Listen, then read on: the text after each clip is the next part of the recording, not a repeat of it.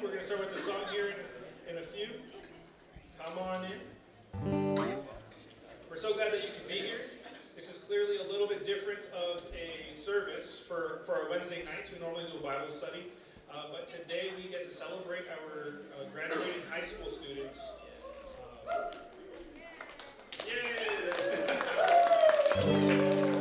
And so before we start, let's join in song.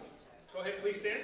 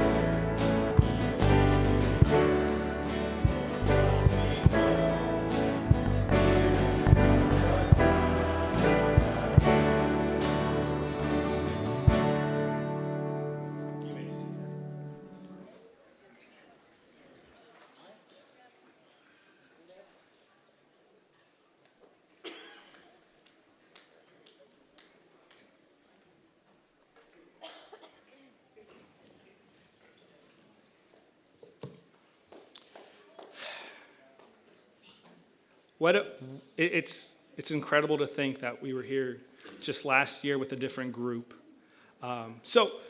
Without further ado, we're going to have Josiah come up to say a few words about Nathan Reynolds.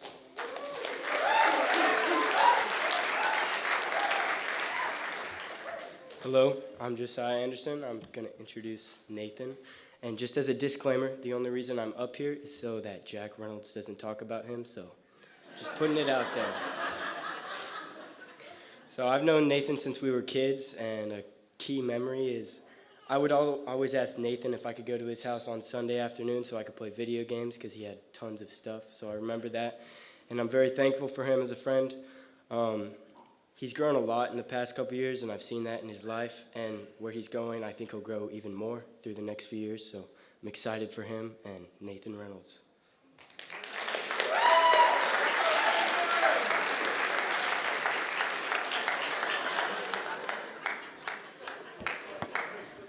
What he said was true, by the way. I didn't want my dad to speak on me. Just kidding.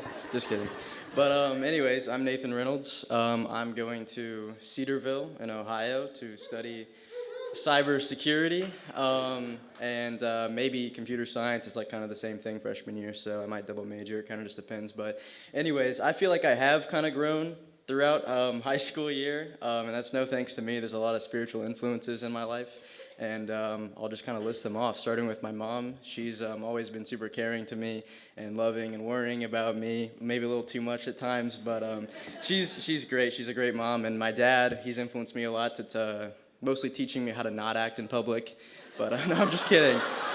Not really. But he's shown me how to be, a good Christian man, a good Christian dad, and a loving husband. He's a really good dad, except when he tries to cheat in Wii Sports Resort golf. I beat him today. I won $20 off him because he didn't think I beat him, but he still tried to cheat. I still won though.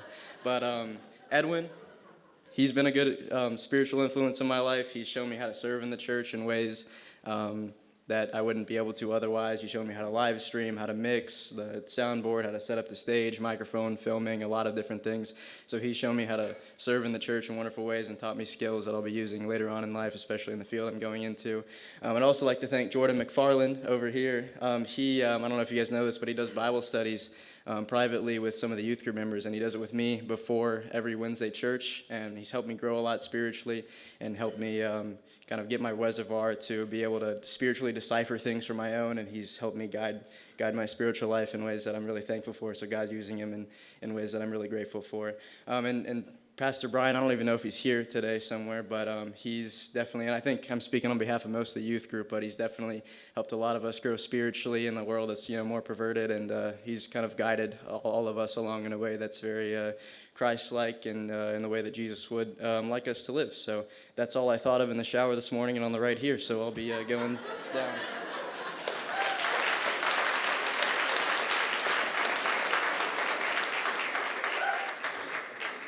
It has been sweet to see Nathan go from a seventh grader, kind of maybe, I'm going to use the word timid about being amongst a youth group, to now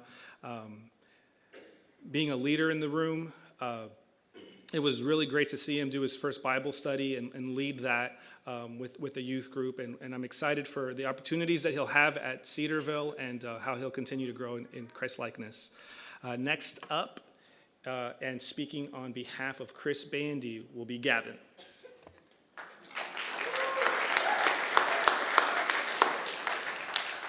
Hello, my name is Gavin. I've been friends with Chris ever since we were kids, and we've always been good buds. So give him a round of applause.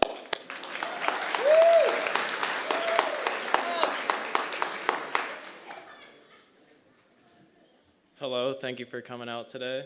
I also thought of my speech in the shower, but it wasn't as long as Nathan's, so it won't be as long of a speech. But I want to thank everybody that's helped me in my life to walk on the right path of Christ. And all the pastors and youth leaders here, I thank you guys so much. And I'll be attending Greenville University this fall, and I'll be running cross country and track there and studying agribusiness. And I mean, that's all I have to say really. So I thank you guys all for coming out today.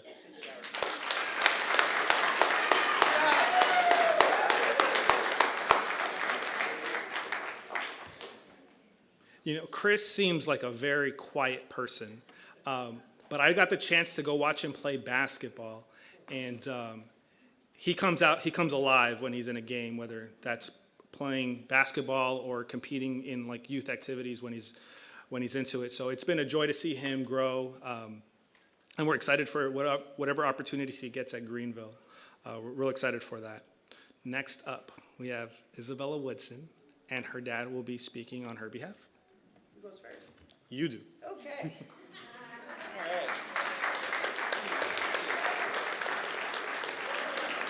All right. Please get your Bibles out.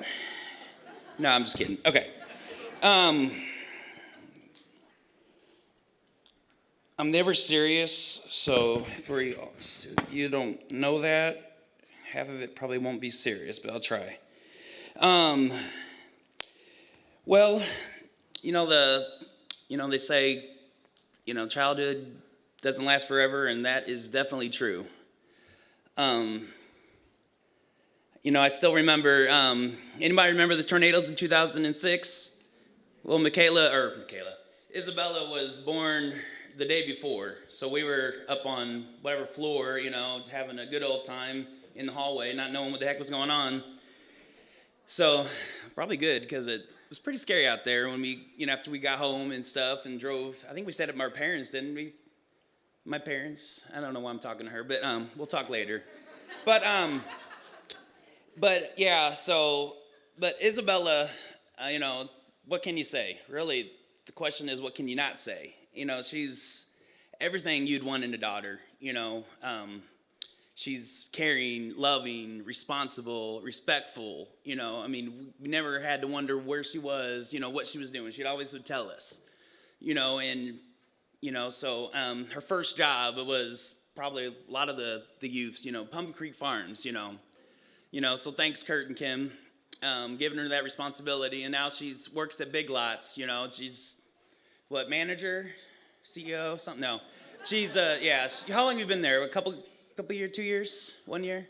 All right, we'll talk later too. Okay, I should have them up here. But yeah, so, but just to finish, because I'll probably be another 20 minutes if I don't, stop. But, Isabella, I just wanted to tell you that we love you. You've been, you're about as perfect as a daughter we can have. So, thank you for, the 18 years you've given us. And I don't want this to be the end of, yes, your child is done.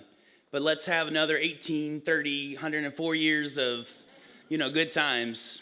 It's, another good thing, my mom and dad gave her some money for graduation. And what did she do? She went and spent it on her family to go to Cedar Point, Ohio. So if anybody hasn't been there, likes roller coasters, that's the place to go. So it's really fun. But, again, we love you. I'm proud of you. We're proud of you. And I look forward to, and she's going to be cutting hair. So for all that have hair, come to her. And if you don't have hair, I'm sure she can sell wigs to you. But, okay, I hope you weren't offended. I'll, be asking, okay, never mind. But, all right. But yes, seriously though, she's going to cosmetology school. So if anybody wants to have a haircut, and hopefully it's a good trim, she's the one to go to. Be looking out. Thanks.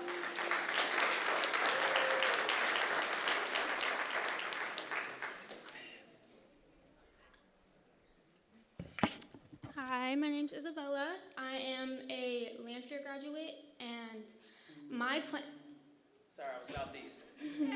My plan is that I'm gonna stay here for as long as I can. Sorry, Mom and Dad, you're not getting rid of me yet. And yeah, I'm not as cool as what everyone else is going into. My lifelong dream is to become a cosmetologist, hair, nail, skin, whatever you think of. I'm gonna be doing that. I've been in cosmetology school my whole senior year, so I already have some experience. And I am very excited to fully immerse myself in that. And I'm going to start in August. And some people I would like to thank are a lot in this crowd. First, I'd like to thank my dad who just talked to me. Thank you for everything, being a good dad. And thank you to my mom for all the school photos you took of me. I don't know, I'm crying. I'd also like to thank my aunt. I had a really hard time in math freshman year,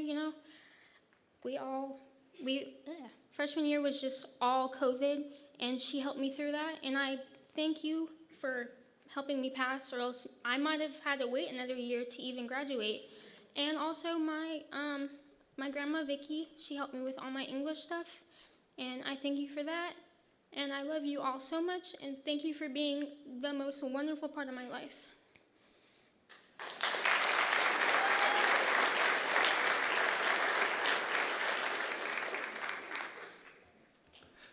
When I think of Bella, VBS comes to mind. I think part of that was seeing her do to help with the arts and crafts, but also seeing her sneak into the kitchen to get snacks. Just but we're so thankful for her. Last this evening, but certainly not least, is Luke Pierce, and I believe his mom will be speaking on his behalf, so she'll go first, and then Luke will come up.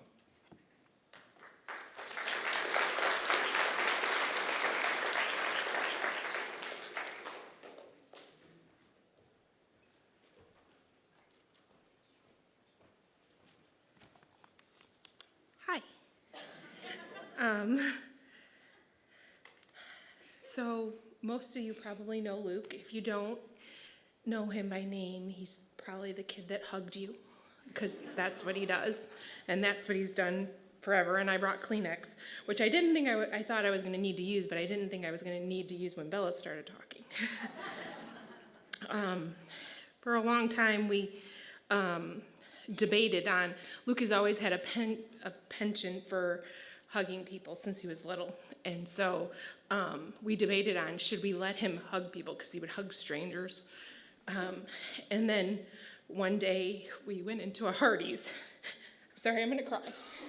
We went into a Hardee's, and he was about 4, and he hugged this woman who was pregnant, who worked there, and she later on came to me and was in tears, and she said, today I was debating on getting rid of my baby, and that was the day that we decided that we would allow Luke to hug people. So, anyways, sorry. In our family, we always say that Bella made us see the need for our need for Jesus and brought us to Jesus, but in our family, Luke shows us Jesus very frequently on a daily basis. And Lord knows that Jim and I needed both. So I thought today that I would share just a couple things about Luke that I love. Luke is a black and white thinker, and because of that, he wholeheartedly believes in the Bible, and this church has been incredible at teaching him that. The people here have been incredible at teaching him that. And because he believes in the Bible and has black and white thinking, he believes that everyone here at church are his friends and his family. And he truly believes that because that's what the Bible says about how a church should act. And it has been a great blessing to us that this church has been here for that. Another thing about Luke is that Luke is not easily offended, and I think this is going to help him in life. He always gives people the benefit of the doubt in terms of their motivation. He always assumes that their intentions are true and kind. And he forgives without bitterness, which often amazes me because, as a sinner, I often think, I want to hold on to it. I'm not going to forgive, and I'm not going to forget it, but the moment he says he forgives you, he really does, which I think is kind of nice. He also really loves serving and helping others, and that's something that he's learned here. And he, 99.9% of the time, does it with such a great attitude that it drives his sister absolutely crazy. He is also very literal, which may or may not help him in the future, but he doesn't get sarcasm or irony very well, which always makes really interesting dinners at our house, because Jim and Bella are like the king and queen of sarcasm. So that's always fun. Luke loves to create and engineer things, and from stories to taking our plumbing apart, which he did when he was 3. We also had to lock ourselves in and literally turn the locks on our doors because he's let Bella out a few times when they were little. So I'm hoping that'll serve him in the future as well. He always wants to do better and be better. He has for years come home from church and he has said, was I a good friend today? Did I talk well to people? Did I tell people about Jesus? He's always seeking to be better, and I think that's going to be an asset for him. And on a personal note, one of the things that I love about him is that almost every night he gives me a hug and he tells me I'm his favorite mom, like he has a choice. We know that there are some special people here at church who have stepped into Luke's world and really sought to understand him And they have been life-changing for Jim and I and for Luke in accepting him and guiding him and mentoring him. And there's no way we could say thank you enough to those people. But know that when I get to heaven and I see Jesus, I will ask him for extra crowns for you. Just a few. I want to say thank you to Edwin. I know that that music lessons aren't just my music lessons, and you stepped into a part of our life that we really appreciate. I can't tell you every single thing, but your consistency and just showing up and the genuineness I see in you, I can't even say in words how much we appreciate you. I want to say, we want to say thank you to Connor, wherever he is. Where are you at, Connor? Okay.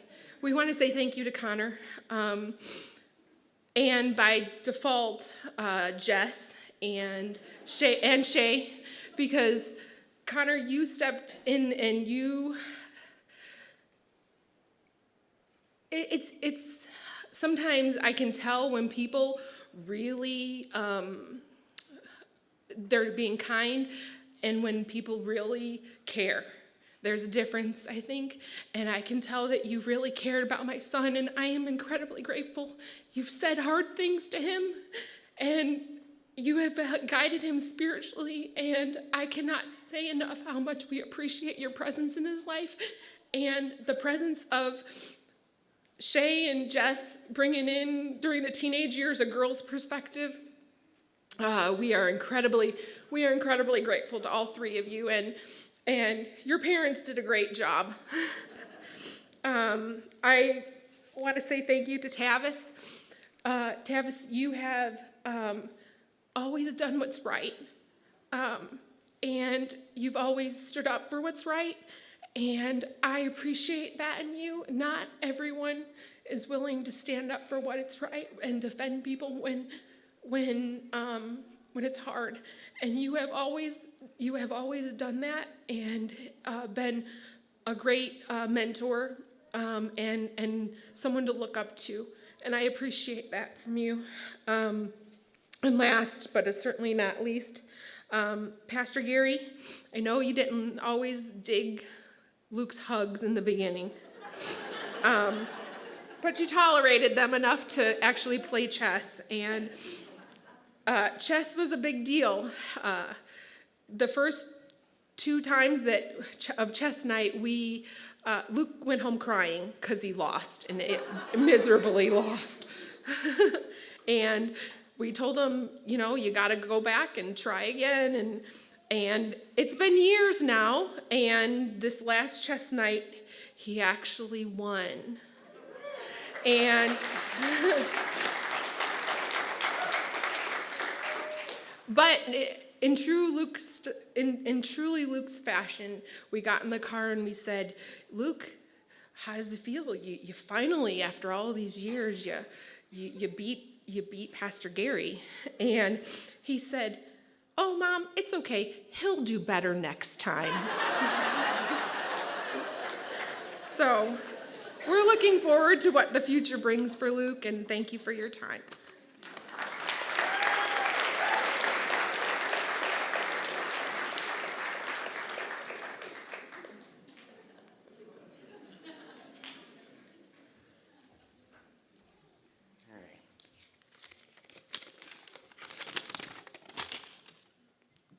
Hey everybody, I'm Luke Pierce, as you already know.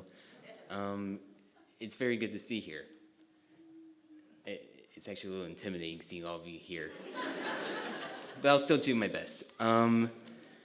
So my family is my mom, Christy, and my dad, Jim, and my younger sister, Bella. I really appreciate what you said up there, Mom. I didn't know about the Hardy story. I just give hugs because I feel like it's just a nice thing to do. So my My plan is to go to Lincoln Land, where my dad actually teaches structural engineering, and learn about some computer science stuff, how to build stuff, just further my talent a bit. We may go to different colleges, but that's later. I'll do Lincoln Land while I'm getting a job. I want to thank you guys for having me and my family be part of the church body. We really appreciate what you've done over the years. I want to thank Tavis and Edwin for being people that I can talk about with stuff and technology. I really do enjoy talking about that with you guys. And I really want to thank the elders for letting me ask them questions about the Bible, the Word of God, and what books are good for reading. And thank you very much for tolerating all of my questions, guys. I can ask some hard questions sometimes, I guess, so I'm told. I also want to thank Pastor Gary for the chess nights.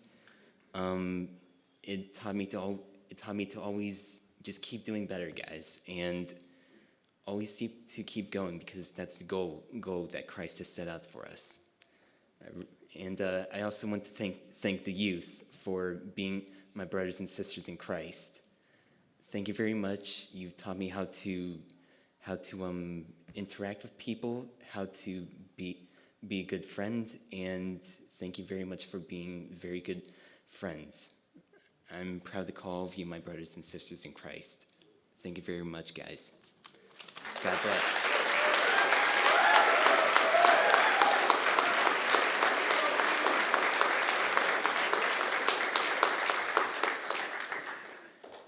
You know, as Christy mentioned, Luke and I have been doing box drum lessons for a while, and his perseverance, because it didn't come naturally to him to be able to, just a couple months ago, be able to play the box drum for a Wednesday night with the youth ministry was just a wonderful opportunity. So I'm thankful to the Lord for that.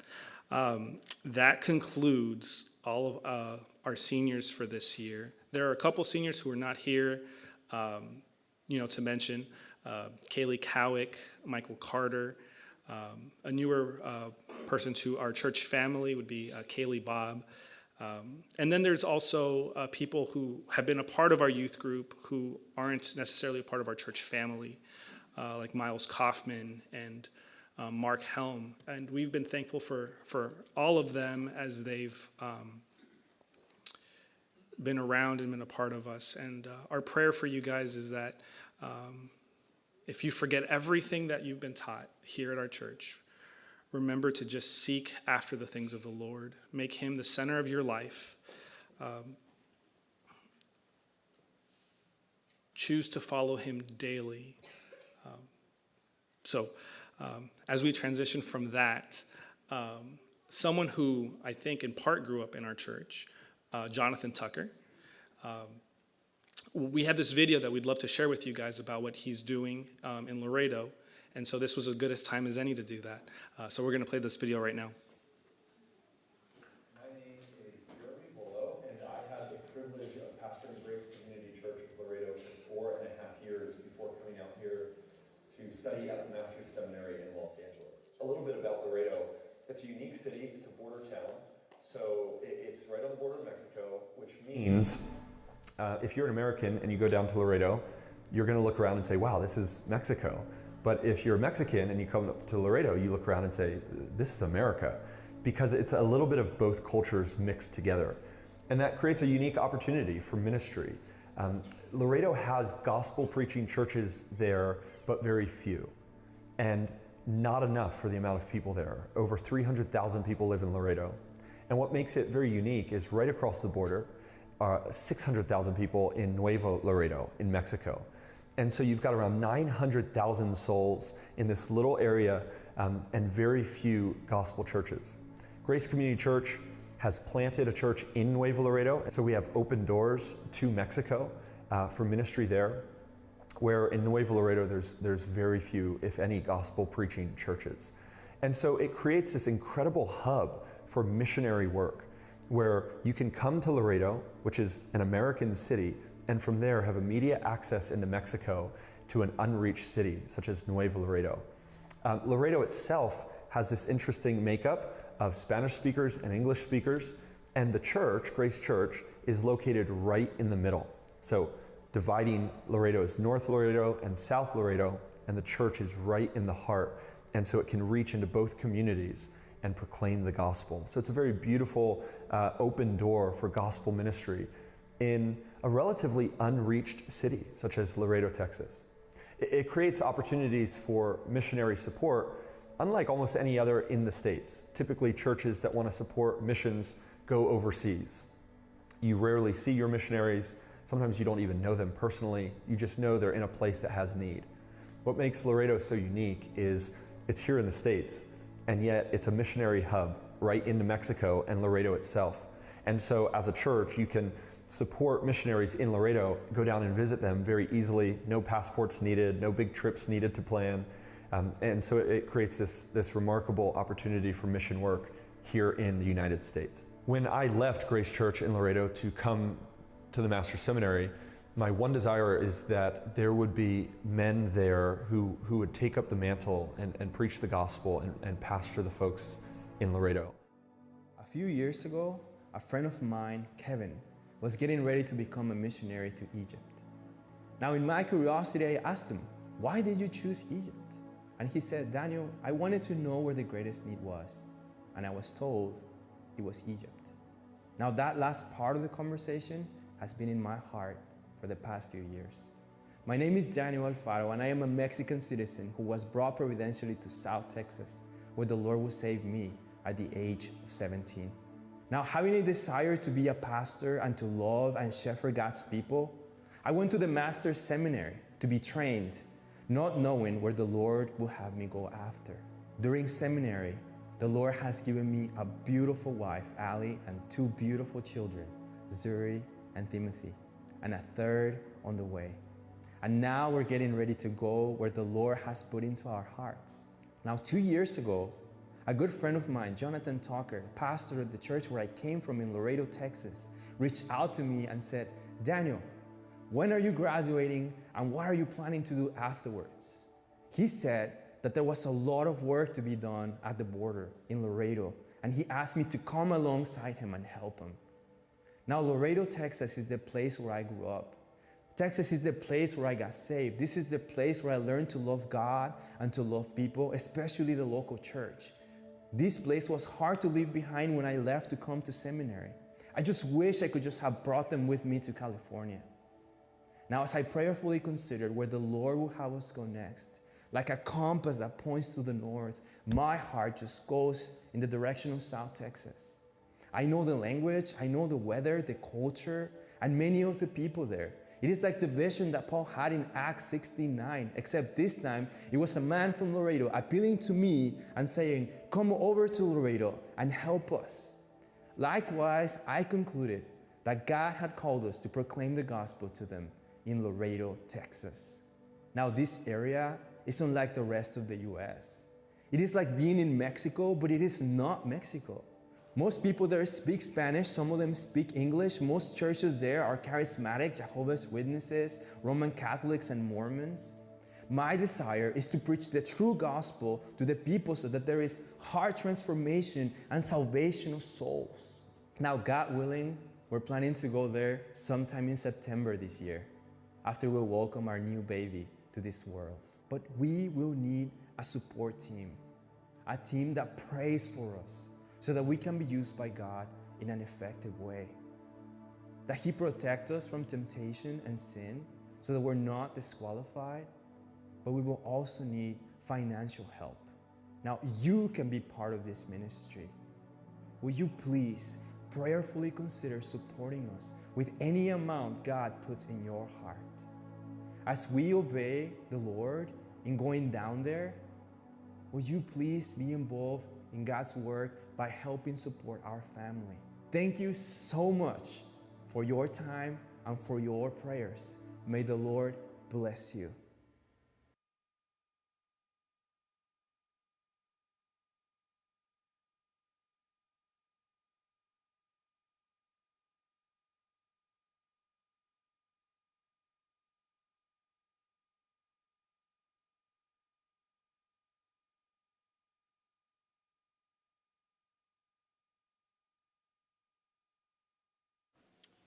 So as you can see, Lord willing, Jonathan will be able to have a co-laborer out there in Laredo. I know that Brian and Lorenzo had gone out there and helped as well, and the report is that there is so much that's available and out there to do. So please continue to have them in your prayers as they endeavor to minister to the people of Laredo. Now we're going to shift gears yet again, and we're going to ask Alicia Disler to present on what she is hoping to do in the mission field. Alicia, I don't see you, but if you can come up, that'd be great.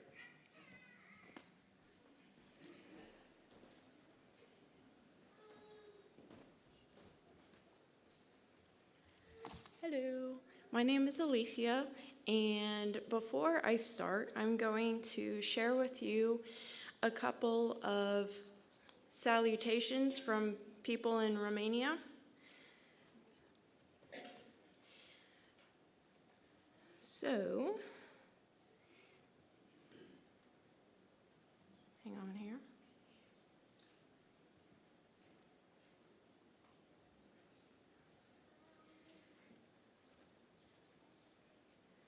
So anyhow, there's a man named Daniel Tut, and he is going to say hi. I mean, he did say hi. And he is a pastor in Romania, and he is also the field director of Missions 316. And the second, thank you, and there's a second pastor, so that's Daniel Tut and his family. And the second pastor who says hello to Southern View is Cyprian Bogdan. He is part of a ministry that works with gypsies in a town called Aiud. And so I am working towards going with Missions 316 to become a missionary in Romania to work with children. And today I would like to share with you about the ministries that I visited last winter, and also to share what I'm hoping to do in the future. Let me begin with the ministry that I did in Romania. So the first ministry that I went to was in and around the city of Timișoara, and there's a couple named Gusti and Flori who have a church ministry and a children's ministry there. And the husband, he is a pastor of 3 churches, and he and his wife also have houses where they host teens so that they're closer to go to school. They live in small villages, so it's a shorter commute to school. And another ministry that they have is they house orphans in their home. And I was able to babysit a few of them while I was there one afternoon. Gusti and Flori's daughter, Iona, is very involved in ministry also. She works with children in a small village called Benchek, and she helps them with their homework. And so every day, some woman from a church cooks food, and every day, Iona takes the food to the ministry where they feed the kids. So the kids go from their school to this house, and they eat, and then they do their homework with Iona and another lady. And so I was able to play with them, and they loved jumping on the trampoline, so we did that. And while I was there, Iona told me her story. She is married, she has 2 children, and it is cultural for the government to give a 2-year paid leave for the mothers to stay home when they give birth. So when she gave birth to one of her children, she got involved with this children's ministry. But the time came when her 2-year leave was finished, and so she had to return back to work. So time passed, and one day she received a phone call from the teachers, and they asked her, "Why is the children not going to school?" And inwardly she groaned. So out of an act of faith, she quit her job and invested in this ministry full time. And God provided the money that for her and her family to survive on. And she told God that if he wanted her to ever stop this ministry, that he would stop providing. But God never ceased providing. So that's what she does. So at the second ministry that I visited is in Ayud. I visited a man named Cyprian, his family, and his parents who work with the Gypsy community in Romania. And the father of Cyprian is the pastor of that church. And Cyprian's mother, Gutsa, is battling cancer, and she is doing chemotherapy, and she's not doing well. So if you think of it, please pray for her. So the family has a after-school program where they teach the Gypsy children the Bible, and it was good for me to see their great need. It's only the father and Cyprian who work with the children every day during the week, and only volunteers volunteer like once or twice a week. So they could develop this children's ministry if there's more helpers. The third ministry, that's the children doing a Bible quiz. The third ministry that I visited was located in a small town about 2 hours and 30 minutes south from Timișoara. And it's a house called Casa Dorca, or the Dorcas House, and it currently houses about 10 teens. The government took these teens from bad home situations, and they're living at this house. The Christian pastors and staff and a couple of Americans are involved with these kids. There's a woman an American woman, she is involved with the girls. She helps them by teaching English to them. And this ministry is also in need for helpers to stay overnight with the kids and supervise them. So that's an opportunity.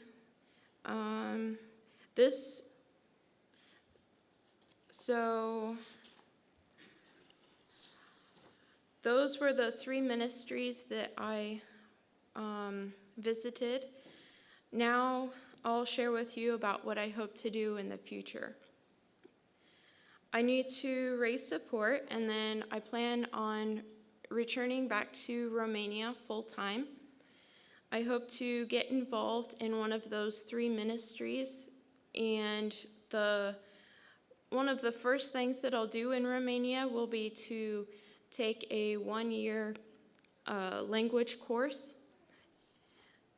If you would like to pray for me, you can sign up to receive my newsletters. There's a table in the back that you can look at with my information. And then also, you can support me. Someone shared with me the verse Philippians 4:17, which said, "Not that I seek the gift itself, but I seek for the profit which increases to your account." So it's encouraging for me also that you all are my family, and when you pray or encourage me, that you're part of the ministry also. So you can also come with me. If I decide to go with the ministry that works with the gypsies, it would be wonderful to develop a team who can share the load and minister more effectively. So thank you.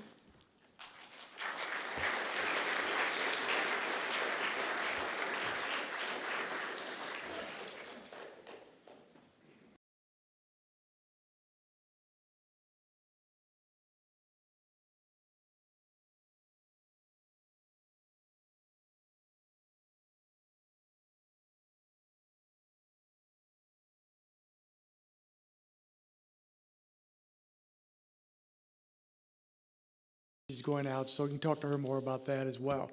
So I'm going to give a few prayer